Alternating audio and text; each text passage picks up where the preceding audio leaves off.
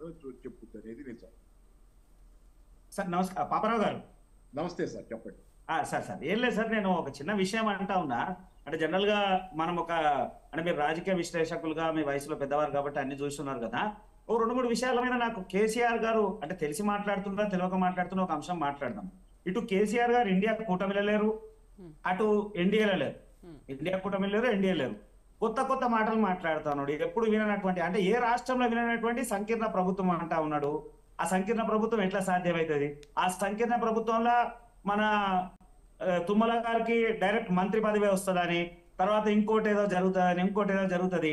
అసలు ఏ మాత్రం అవకాశం లేనటువంటి అంశాలని తెర మీద తీసుకొని వచ్చి ప్రజల్ని మభ్యపెట్టాల్సినటువంటి అవసరం ఆయనకి ఏముందో నాకు ఇప్పటికి కూడా అర్థం కాదు. నిజంగా కూడా ఒకవేళ ఇది చేసేది ఉంటే ఆయన ఇండియా కూటమిలా, ఎందుకంటే మా ఇందిరాగాంధీతో అది సోనియా గాంధీతో కలిసి మాట్లాడిన సందర్భాలు ఉన్నాయి, తెలంగాణ ఉద్యమంలో కలిసినటువంటి అంశాలు ఉన్నాయి, ఇంకే అనేక అంశాలు కాంగ్రెస్ పార్టీతో కలిసినటువంటి అంశాలు ఉన్నాయి. సరే ఆ కూటమిల నుండి అంటే మాట్లాడుతున్నటువంటి అంశం అంటే అటు కూడా లేకుండా పోయిండు. ఒకవేళ కూటమితో కలిసి ఉంటే 17 స్థానాలు ఉంటే ఎంతో కొంత అవకాశం కలిసి ఉంటుండేనేమో, అది కూడా లేకుండా పోయిండు.